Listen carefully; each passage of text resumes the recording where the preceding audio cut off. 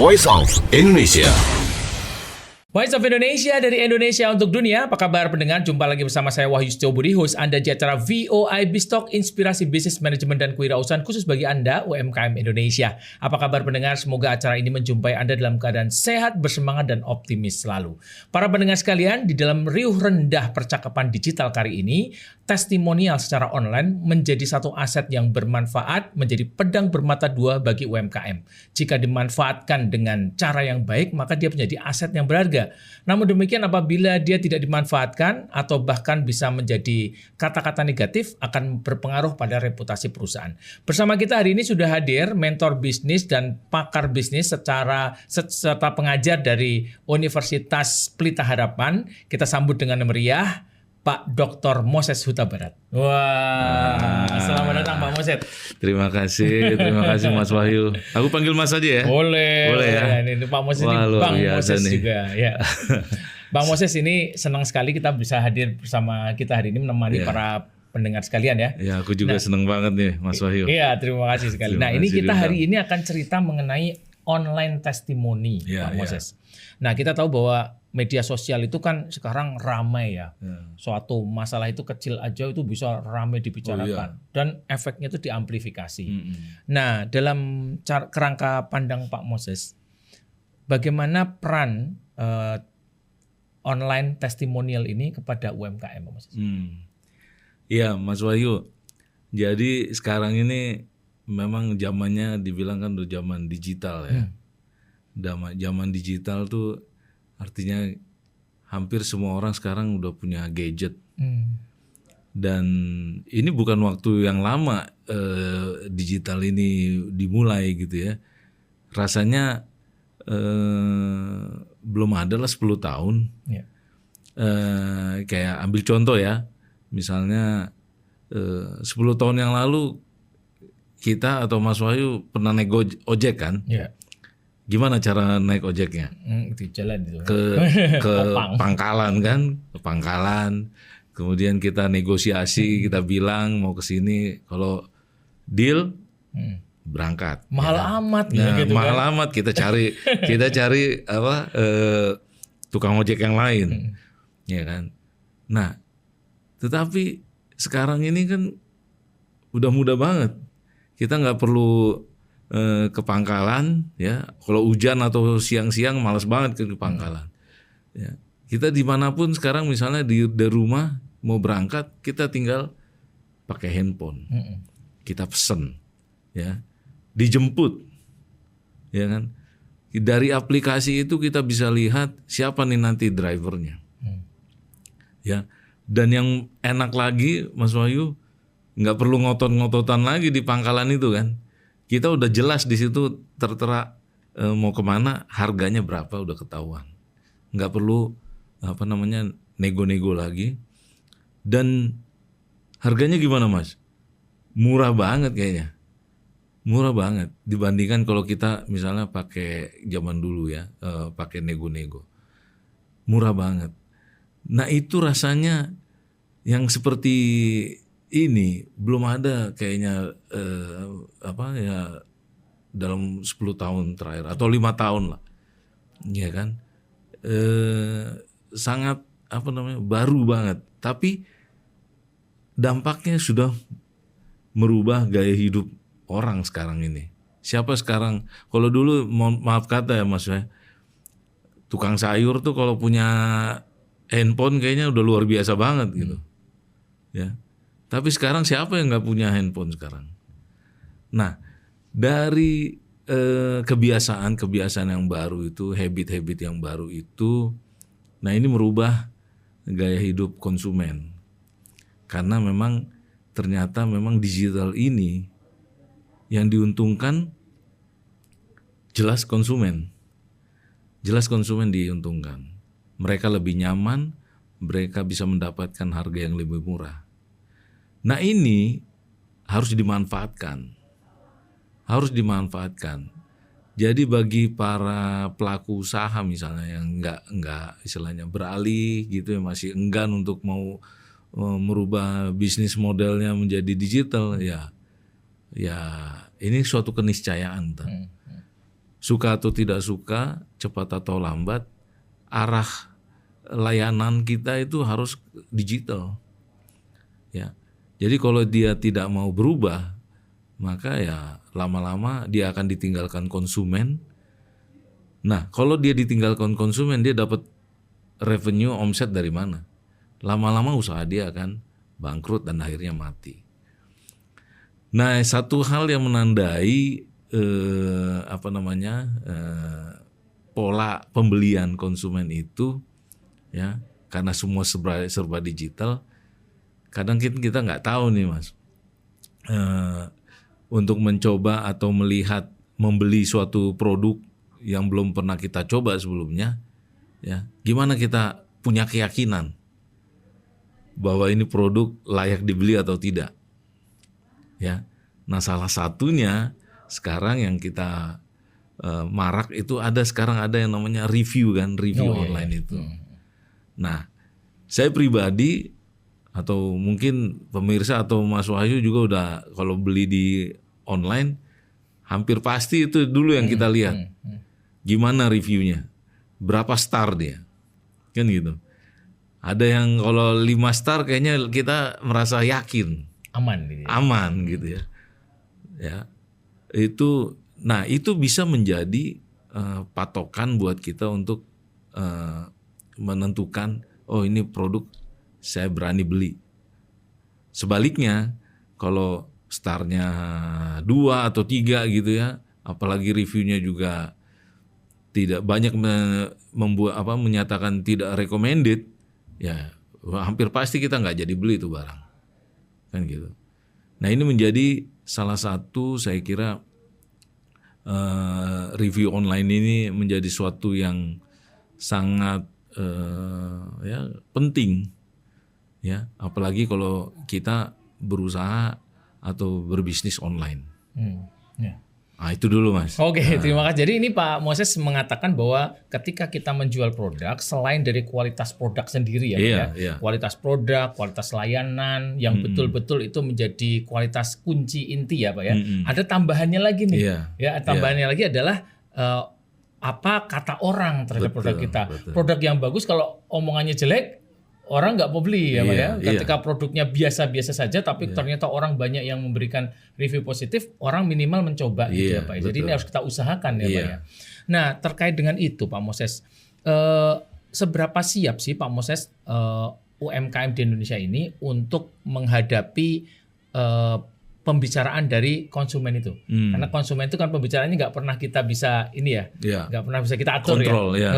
Jadi ketidakpastiannya tinggi sekali ya Pak ya. Nah itu secara UMKM gimana Pak? Apa yang harus dimiliki oleh teman-teman ini? Nah, sebelum ke situ saya mungkin bisa tambahkan Mas ya. Jadi mengenai review ini ya, selain penting, jadi kita harus bagaimana nih mensiasati, katakan seperti itu kan. Jadi di online, kalau kita di online itu kan kita gampang sekali mencari produk. Ya, kita butuh misalnya kayak kemarin saya mencari blender, ya kan. Saya cari blender, saya tinggal ketik keywordnya kan, blender. Nah muncul tuh barang-barang semua, ya. Dan dari berbagai macam atau berbagai macam merek, berbagai macam toko, berbagai macam harga juga, ya kan. Nah hampir mirip semua itu Mas. Ya kita kan kalau enggak, bagaimana cara kita memilih nih? Nah jadi yang ingin saya sampaikan tadi bahwa memang itulah salah satu contoh bagaimana pentingnya review itu. Nah seperti tadi saya sampaikan, kalau reviewnya starnya rendah, reviewnya juga jelek gitu ya, ya orang udah hampir pasti nggak mau. Walaupun padahal barang yang dijual itu barangnya bagus, ya kan? Tapi karena reviewnya jelek, maka orang tidak jadi beli. Kalau offline, Mas Wahyu, kita rasanya review itu bisa menjadi second atau atribut kedua atau ketiga lah untuk memberikan pertimbangan untuk kita membeli. Ya, kalau offline. Karena apa? Kalau offline kita bisa mencoba melihat, merasakan. Kita beli baju tuh kalau kebiasaan orang Indonesia tuh kan kalau nggak dipegang kayaknya kurang afdol gitu ya. Ini bahannya kayak gimana gitu kan. Nah dengan adanya online ini hal itu nggak perlu, nggak bisa. Ya kan, kita hanya bisa melihat gambar. Sehingga yang menjadi bahan apa? Ya bahannya itu aja tadi. Bahwa untuk pertimbangan kita memutuskan mengambil keputusan adalah dari review. Nah, jadi kembali ke pertanyaan Mas tadi, bagaimana kita mensiasati review ini? Jadi memang kita sebagai UMKM atau pelaku usaha yang baru mulai, ya. Nah ini sebenarnya agak gimana ya Mas ya? Kalau saya bilang kesiapan UMKM untuk digital ini secara umum rasanya masih belum siap mereka. Ya, pengamatan saya pribadi ya. Ya. Kalau di di Jakarta ini ada di dekat rumah saya itu dulu jalanannya itu kosong Mas. Ya, jalanan itu agak lengang, agak lebar gitu. Tapi apa yang terjadi beberapa tahun ini Mas ya, itu jalanan udah kayak kumuh. Kenapa? Karena sepanjang jalan itu udah mulai muncul tuh yang gerobakan-gerobakan, jual-jualan cimol, jualan jajan-jajanan itu. Nah, itu di kota, ya di kota. Dan rasanya faktor digitalnya itu mereka, saya lihat hanya di ini doang sih, saya lihat sih di paymentnya aja. Mereka udah bisa pakai payment scan, ya, QRIS, QRIS. Nah, jadi di paymentnya, walaupun itu juga belum semua. Dari 10 paling 3 atau 2 lah yang udah pakai QRIS, yang lainnya belum. Nah, karena kita tahu bahwa usaha ini kan sebenarnya bukan hanya sebenarnya orang berani jualan aja Thomas ya. Kita kan juga kalau usaha tuh kita mesti, kalau secara ilmunya itu kan harus tahu lah 4P-nya gitu kan. Kalau kita kan diajarinnya gitu ya. Kalau kita memasarkan produk, kita harus tahu produknya seperti apa, segmennya gimana, harganya bagaimana dan seterusnya. Nah ini saya yakin nggak mereka ini belum tahu semua UMKM ini. Tetapi yang kita lihat di permukaan itu kan mereka mengeluhkan tentang misalnya pemodalan aja gitu. Pemodalan itu yang masih menjadi isu utama. Ya sekali lagi, sementara saya juga yakin bukan hanya modal yang dibutuhkan sebenarnya kan. Yaitu tadi pengetahuan bagaimana mereka mengemas, bagaimana mereka membuat suatu produk. Ya. Nah kesiapan digitalnya ini memang suatu yang penting, tapi saya kira yang basicnya ini juga dulu belum dibenahi gitu loh Mas. Belum tersentuh dengan secara fokus gitu loh. Ya, sejauh ini yang saya lihat pemerintah memang mungkin ada program-program ya. Sekarang kemarin itu ada suatu artikel atau ini yang saya baca bahwa ada program pemerintah misalnya Go Digital dan Go Export untuk menyiapkan UMKM agar mereka bisa ekspor gitu barangnya. Ya it's okay, boleh itu sebagai suatu program ya, kita apresiasi itu. Tetapi secara umum saya melihat kesiapan mereka dari sisi pemasaran misalnya, apalagi digital itu belum Mas. Oke, baik Pak Moses, ini menarik ya. Jadi tadi Pak Moses mengatakan bahwa untuk bisa masuk itu kita butuh modal ya. Modalnya itu modal pengetahuan, ya, literasi digital, ya. Terus kemudian permodalan yang betul-betul modal itu adalah modal skill juga, gitu ya. Sehingga ini kompleks sekali apa yang dibutuhkan untuk bisa masuk ke digital itu. Ya. Kompleks sebenarnya. Nanti kita akan bongkar lagi para pemirsa sekalian setelah kita nanti dengarkan dulu lagu-lagu berikut untuk mencerahkan suasana kita, menghangatkan suasana kita sehingga kita masuk ke segmen 2 kemudian. Oke, sampai ketemu lagi di segmen 2 setelah kita dengarkan lagu-lagu berikut. Voice of Indonesia.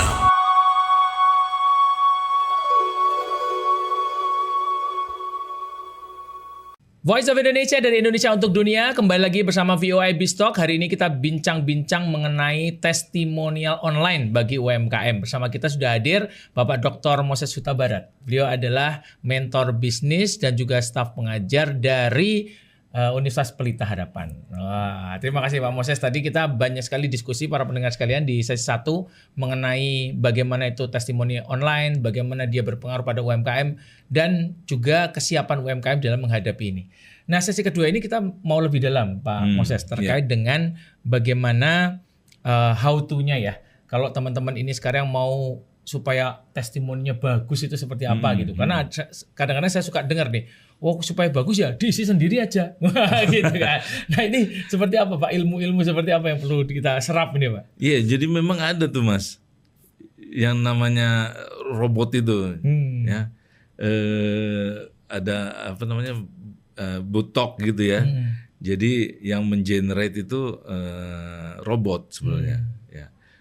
Yang saya tahu juga subscriber atau follower juga itu bisa di-generate gitu. Iya. Ya, jadi bisa jadi banyak gitu subscriber atau review follower gitu ya. Nah, untuk artikel atau review untuk di online, jadi memang ada satu artikel jurnal Mas. Ini sudah ada juga yang meneliti tentang narasi ini ya, testimoni online ini, yang menyatakan bahwa memang review ini memiliki peranan penting untuk bagaimana bisa merekrut pelanggan, ya, bagaimana supaya mempengaruhi pelanggan untuk dalam pengambilan keputusan. Ya, di dalam pengambilan keputusan.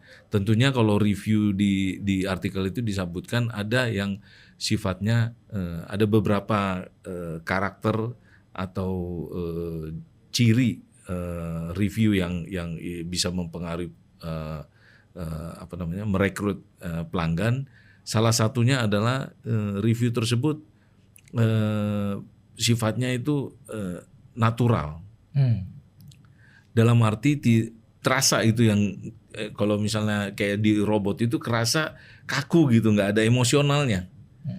Nah, pada saat seorang misalnya calon pembeli melihat review itu, dia merasa ini kok kaku banget bahasanya, ya, tidak natural. Itu bisa menimbulkan ketidakpercayaan. Malah bisa ya? Bisa menimbulkan ketidakpercayaan. Walaupun isinya positif, ya, isinya positif, tetapi karena si pembeli ini merasa ini bukan tidak natural, tidak tulus gitu, dia bisa berasa gitu. Mas Wahyu pernah ngerasa nggak gitu ya? Ada review yang kelihatannya nih kok datar. Ya. Nah, dan manusia itu bisa membedakan ya. Iya, kita bisa bedakan. Ada semacam sensitivitas ya. Ini orang ini yang ngomong. Iya. Ini bukan orang nih. Iya. Jadi itu juga bisa mempengaruhi Mas, sehingga tidak percaya dengan review tersebut dan itu akhirnya tidak berpengaruh apa-apa. Malah jadi bumerang. Malah bisa menjadi bumerang. Karena orang merasanya wah ini curang nih kayaknya. Betul. Sehingga tidak jadi beli jadinya. Ya. Nah itu satu yang natural. Yang kedua ya tentu yang ciri yang lain adalah positif. Positif dalam arti memang reviewnya mendukung. Ya, mendukung. Intinya menyatakan bahwa produk ini bagus, saya sudah memakai produk ini sudah berapa lama ini dan hasilnya saya merasa memang ada perubahan di kulit saya misalnya. Nah, itu bisa mempengaruhi. Ya, artinya positif. Nah, ada lagi yang yang kepercayaan tadi, ya, bisa menimbulkan trust, ya.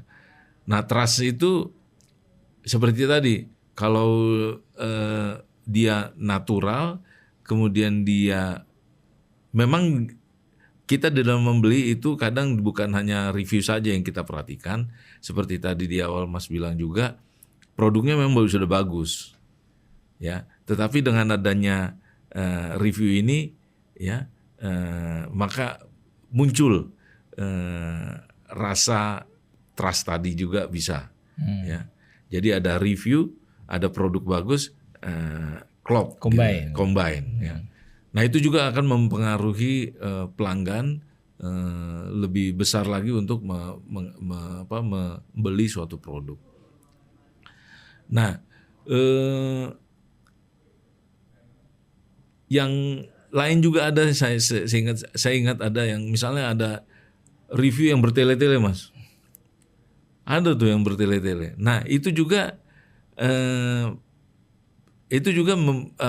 tidak berpengaruh buruk terhadap pengambilan keputusan pelanggan. Ya, kalau bertele-tele, orang rasanya akan berpikir atau merasa ini orang dalam nih yang ngisi, atau mungkin si produsennya yang mengisi. Ya, ada juga yang seperti itu. Nah, itu juga berpengaruh negatif terhadap pengambilan keputusan pelanggan. Ya. Pak Moses, kalau misalkan kita lihat review itu kan ada 2 jenis ya Pak. Ada yang di dalam platform e-commerce ketika orang sudah ada di sana gitu. Terus kemudian ada juga yang review itu di platform lain gitu, misalkan di sosial media gitu ya Pak. Maksudnya. Ini kan kalau kita ingat di hukum marketing itu biasanya kan kita selalu cerita teorinya AIDA ya, awareness, interest, desire, action gitu ya, perjalanan konsumen ketika sampai pada membeli gitu. Betul. Nah, ini support seperti apa Pak Moses yang diberikan antara review yang ada di sosial media kemudian dengan review-review yang ada di e-commerce itu, perannya seperti apa di dalam proses pembelian itu Pak? Iya, jadi sebenarnya review ini kalau di dalam artikel-artikel jurnal-jurnal publikasi, Mas Wahyu, ini ada istilahnya nama variabel barunya itu yang namanya EWOM. Ya, EWOM. EWOM ini kan sebenarnya sama aja dengan WOM. Cuman WOM ini kan WOM ini word of mouth. Word of mouth, ya kan? Itu kan dulu muncul sebelum adanya digital sekarang ini kan. Nah, sekarang dengan adanya digital ini, maka ada muncul variabel yang namanya EWOM. Which is sebenarnya sekali lagi nggak ada beda dengan WOM. Cuman EWOM ini seperti tadi, WOM yang dilakukan atau melalui media elektronik. Salah satunya tadi melalui shopping online atau misalnya di sosial media. Dan memang Mas Wahyu juga udah tahu lah pasti bahwa efektivitas WOM atau EWOM ini sangat besar. Sangat tinggi dibandingkan media yang lain, media misalnya majalah, koran atau iklan-iklan dari produsen. WOM atau EWOM ini memang diakui sangat besar dampaknya, sangat efektif untuk mempengaruhi orang lain berbelanja atau membeli suatu produk. Nah, jadi EWOM ini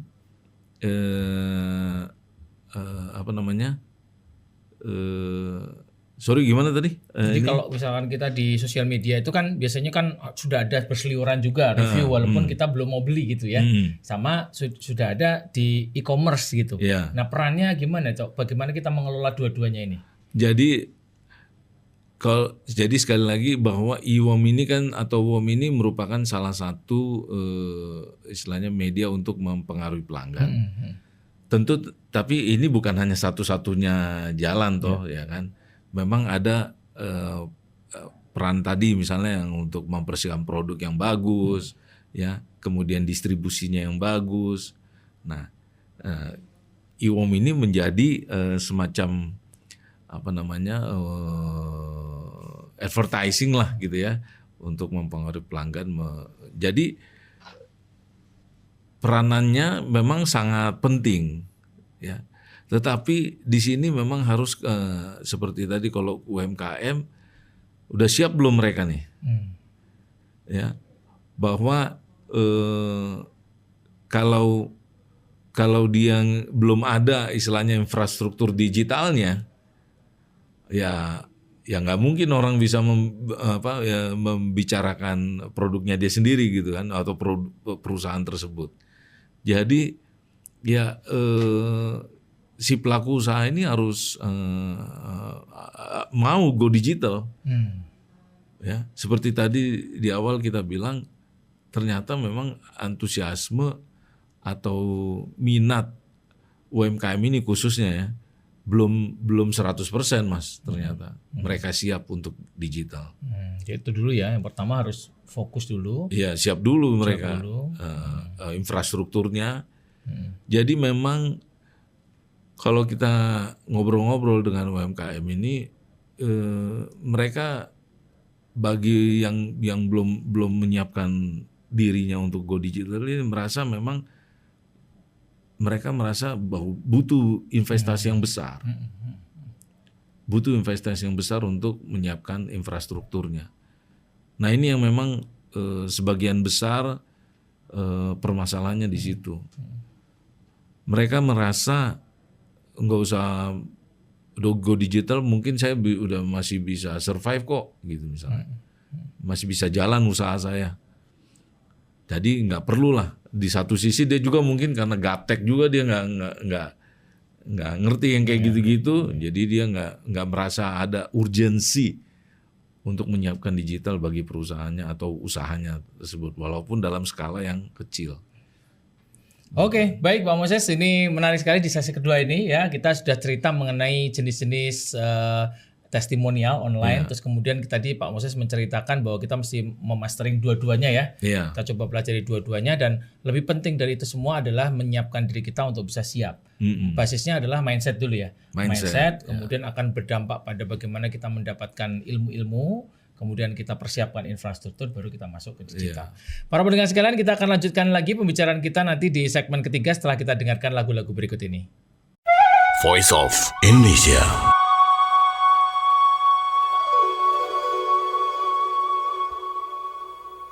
Voice of Indonesia dari Indonesia untuk dunia, kembali lagi bersama kami di VOI Biztalk, Inspirasi Bisnis Manajemen dan Kewirausahaan, khusus bagi Anda UMKM Indonesia. Masih bersama kita Bapak Dr. Moses Huta Barat. Nah, kita tadi berbicara mengenai online testimonial. Para pendengar sekalian, kita udah bicara banyak tadi ya Pak ya. Salah satu ini pertanyaan lagi nih Pak Moses yang kita lanjutkan ya diskusi kita.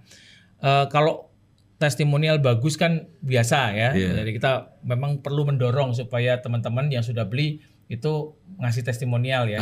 Kita chat, kita WA gitu ya. Nah, permasalahannya kalau testimonialnya jelek nih Pak. Nah, itu apa yang perlu kita lakukan Pak? Karena kadang-kadang omongan netizen itu bisa pedes Pak. Iya, betul. Lebih pedes dari aslinya gitu ya. Betul. Nah, kadang-kadang kasih bintang 1 lah gitu ya. Nah, apa yang harus kita lakukan sebagai UMKM apabila kita mendapatkan review yang jelek gitu Pak? Apa yang harus kita lakukan? Iya, jelas ini agak posisi kalau kita sempat mendapatkan review yang jelek Mas, itu istilahnya udah susah tuh. Kita dalam posisi yang sulit tuh, ya karena apa? Misalnya mereka komplain tentang delivery, ya berarti kita ada masalah di delivery. Nah, kita harus bereskan dulu tuh. Deliverynya di mana masalahnya? Mungkin di kurirnya kah? Ya, kalau di kurir ya kita harus bagaimana? Entah mungkin rubah atau ganti kurirnya kah? Ya kan sekarang kan banyak juga bisnis mereka buka usaha di dalam untuk kurir gitu ya. Atau mungkin karena kesiapan dari produk kita sendiri. Kita menyiapkan barangnya itu lama untuk dari sejak di order ya. ada butuh mungkin pengepakan kah atau menyiapkan produknya yang butuh waktu lama sehingga sampai ke kurirnya aja jadi lama juga. Nah itu mesti dibereskan. Intinya bahwa apa yang menjadi titik kecewaan konsumen, yaitu yang jelas harus kita perbaiki. Ya. Tetapi gini Mas, tadi Mas kalau review yang bagus orang akan cenderung untuk membeli. Dan ini memang ya senang sekali pasti pelaku usaha kalau misalnya mendapatkan review yang bagus. Ya, karena itu probability pembeli akan beli kembali semakin besar, ya kan? Nah itu jadi harapan kita ya mestinya kita mendapatkan review yang bagus. Tetapi ingat, jangan sampai juga kita mendapatkan review yang bagus kita diemin gitu loh Mas. Ya, jadi antara review yang bagus dengan review yang jelek gitu ya, kita treatment kita nggak ada. Nah, seyogianya menurut hemat saya bagi yang kalau review jelek tadi tentu harus ada feedback, harus ada follow up buat internal kita kan untuk membereskan dari apa yang kurang, ya kan. Tetapi yang review bagus ini juga perlu kita follow up juga. Ada follow up juga. Ya, hal yang paling sederhana ya kita mesti balas juga tuh reviewnya. Minimal terima kasih. Minimal terima kasih lah. Jangan didiemin juga, gitu kan. Terima kasih. Mudah-mudahan mampir lagi ya atau beli lagi ya gitu. Mudah-mudahan cocok ya. Jangan lupa ajak-ajak temannya. Paling nggak ada kayak gitu. Padang itu kan ada ya. Jika puas kasih tahu teman, jika kecewa kasih tahu kami. Iya, paling nggak seperti itu gitu loh Mas. Jadi ada setiap apapun review itu ada follow up-nya. Ya. Nah, karena memang dari review yang bagus itu dan kemungkinan orang akan membeli itu yang akan menjadi cikal bakal customer yang loyal. Yang membeli repeat order, dan itu merupakan impian dari pelaku bisnis kan. Itu kan kalau misalnya di perkuliahan pemasaran gitu, ujung-ujungnya kan sebenarnya kita bagaimana cara membuat konsumen ini loyal. Apapun yang kita pelajari, teori-teori apa juga tentang pemasaran kan ujung-ujungnya bagaimana supaya repeat order kan gitu. Customer yang loyal. Nah, jadi kalau ada review yang bagus, ya. Nah, bagaimana follow up-nya? Nah, itu pinter-pinternya kita lah. Ya. Tetapi kembali kalau yang review yang jelek, ya itu juga mungkin perlu lah disampaikan, mungkin dibalas ya misalnya misalnya hari apa, tanggal berapa supaya kita bisa memfollow up atau mentrace gitu kan. Jangan didiemin. Jadi konsumen itu yang melihat bahwa permasalahan ini sudah ada solusi gitu ya. Iya. Jangan didiamkan bahwa ini adalah permasalahan yang ngambang gitu. Betul. Wah, bahaya nanti orang takut. Jadi ada balasannya. Betul. Jadi ada namanya problem solvingnya gitu loh ya. Ada solusi dari pelanggan yang kecewa. Jadi pelanggan yang kecewa ini memang nggak bisa ya udahlah kalau kecewa gitu ya. Jangan. Pelanggan yang kecewa ini justru ya bagaimana caranya kita supaya jadi netral gitu. Dari tadinya negatif ke jadi netral. Minimal netral. Okay. Nggak harus jadi positif gitu. Tapi netral dulu lah. Ya. Apalagi seperti sekarang ini kan zamannya lagi review itu. Satu review dibaca misalnya 5 orang 10 orang yang baca review kita itu. Apalagi yang kalau jelek, ya itu tadi. Kalau saya misalnya baca review, yang tadinya mau beli jadi nggak jadi beli Mas. Sekarang bisa di-share lagi Pak? Bisa di-share lagi, di forward ke orang-orang. Udah. Makanya itu saya bilang tadi, ini udah pasti orang pelaku usaha ini agak dalam posisi yang sulit kalau sampai mendapatkan review yang Ya, buruk. Baik, Pak Moses, kalau tadi sempat disampaikan kalau review-review yang adanya di e-commerce itu kan memang mudah ya Pak ya. Kita bisa melihat, bisa mengidentifikasi. Nah, kalau reviewnya itu, testimonial itu sifatnya di media sosial Pak. Dan kadang-kadang kita punya brand tuh nggak di-tag gitu kan. Kita cuma ngomong aja bahwa ini wah saya katanya pewangi ruangan tapi malah ruangannya malah jadi apek misalkan gitu. Nah, brand kita nggak di tag di situ, tapi misalkan fotonya ada gitu. Nah, cara kita mengukur Pak Moses di media sosial itu seperti apa Pak Moses? Nah, jadi ya memang kita ada tuh diajarkan juga bahwa sekarang ini kan digital itu keunggulan dari digital ini bisa komunikasi antara produsen dengan konsumen dua arah. Iya. Kalau dulu kan satu arah. Ya. Sekarang dengan aplikasi yang ada, ya kita bisa membuat yang namanya engagement, ya antara produsen dengan konsumennya. Ada engagement, keterlibatan, dan di dalam artikel-artikel atau publikasi-publikasi itu kan sudah banyak tuh variabel customer engagement. Bagaimana supaya konsumen itu merasa dekat gitu ya, merasa memiliki ya, engage gitu, ada ikatan batin dengan perusahaan. Nah, jadi memang perlu nih kita membuat semacam wadah atau media seperti itu untuk memberikan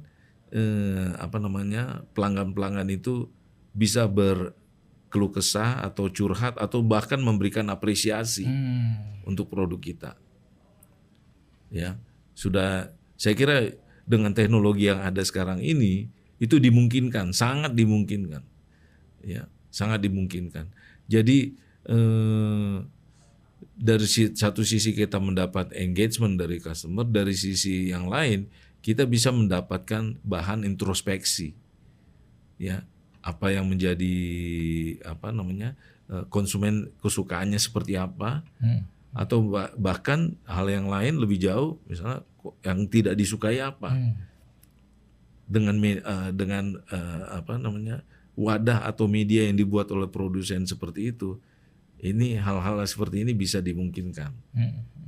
Jadi sudah ada pengukurannya ya, minimal yang pertama kita kanalisasi dulu supaya tidak melebar kemana-mana gitu ya. Jadi omongan pelanggan kalau misalkan mereka mau komplainnya ke arah yang tepat atau ke wadah yang tepat gitu ya.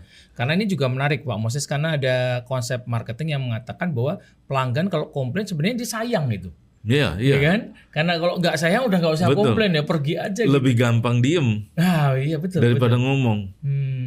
Jadi kalau dia sempat ngomong, walaupun mungkin hal yang ini ya tergantung kita kan melihatnya. Betul. Kalau saya sih, kita sebagai pelaku usaha ya seharusnya kita melihat ini merupakan suatu input ya, masukan yang baik supaya kita bisa introspeksi dan memperbaiki. Jadi cara kita memandang itu juga penting ya, memandang inputan itu ya. Kalau dilihat sebagai justru menyakitkan. Baru belajar bikin kue spons misalkan gitu, baru laku 10, yang 2 komplain, wah sakit hati, baper ya, bisa baper tapi duluan. Ya manusiawi memang. Iya. Tapi jangan begitu. Ini kita mau cuan. Lah itu. Jadi demi cuan harus menahan diri. Harus tough. Harus tough. Jadi kan mental usaha juga kan harus begitu kan. Jangan mudah menyerah, mudah kecewa, baperan. Nah, ya kan? Jangan. Jadi tadi sempat begitu ada pelanggan komplain, berarti kita melihatnya sebagai alhamdulillah, berarti ada orang yang masih mau komplain. Berarti dia masih tetap mau sama kita. Gitu ya. Okay. Nah, mungkin ya pinter-pinternya juga kita memfollow up selanjutnya gitu. Ya kan, digital ini juga kemampuannya seperti itu, Mas, bisa mendeteksi siapa nih. Ya kan? Oh iya. Iya, kita bisa mendetek nih namanya siapa, alamatnya di mana, kan bisa tahu kita. Ya kalau kita mau berkorban sedikit, misalnya ya kita sebagai misalnya ya mengobati rasa kecewa pelanggan, ya kita telepon kah untuk selanjutnya. Ya kan kita tahu ada nomor teleponnya mungkin kan. Atau dikompensasi. Atau ada kompensasi. Iya. Ya, misalnya refund kah? Atau diservis barang yang misalnya rusak, kalau misalnya ada ini Tambah bonus. ya kan. Iya. Dan walaupun memang ada ya kan. Sekarang ini kan cuman agak ribet juga tuh Mas. Sekarang kalau kita beli barang kan suruh videoin. Iya benar. Suruh videoin unboxing. Saya terus terang agak ribet, malas saya bikin begitu. Ya artinya kalau saya rusak ya udahlah. Ya udahlah rusak kayak ini. Ya kan? Ya syukurnya jarang sih saya terima gitu. Tapi tergantung barangnya Pak Moses. Kalau mahal kalau mahal ya mungkin ya betul. Kalau mahal ya saya relain gitu unboxing dengan di videoin gitu kan supaya ada bukti. Nah, itu juga salah satu kan sebenarnya cara produsen untuk mengurangi atau ya misalnya supaya orang juga jangan sembarangan komplain gitu kan. Baik, terima kasih. Wah, menarik sekali ini para pendengar sekalian. Nih banyak yang kita bisa dapatkan dari pembicaraan bersama Pak Moses Huta Barat hari ini terkait dengan online review atau online testimoni ya. Tadi kita mengatakan bahwa online itu adalah salah satu aset kita, harus dirawat ya Pak ya. Yang pertama tentu kita secara aktif mendorong pelanggan untuk memberikan review. Kalau sudah habis jualan, kita minta teman-teman pelanggan untuk memberikan review. Terus kemudian tadi Pak Moses mengatakan baik positif maupun negatif dibalas. Ya. Kalau negatif harus ada sampai resolusi. Kalau positif kita berikan terima kasih, kita apresiasi. Dan kemudian tadi kita menyampaikan juga bahwa ada beberapa macam testimonial. Ada yang melalui media sosial, melalui e-commerce gitu ya. Nah ya, di media sosial perlu kita identifikasi siapa. Ada monitoring secara berkala. Bagaimana sih percakapan pelanggan terhadap produk kita. Nah, setelah itu kemudian kita juga antisipasi. Terima kasih Pak Moses atas insight-insightnya hari ini. Ya, mudah-mudahan nanti pelanggan sekalian, para pendengar sekalian akan bisa mengambil manfaat dan penuh inspirasi. Jangan kemana-mana para pendengar sekalian, kita tunggu selalu VOI Biztalk setiap minggu hari Kamis jam 10 sampai dengan 10.45. Selalu hadir dengan acara-acara menarik, topik-topik menarik untuk Anda. Sampai ketemu, sukses selalu menjadi UMKM Indonesia yang sinergi bertumbuh dan berdaya. Voice of Indonesia.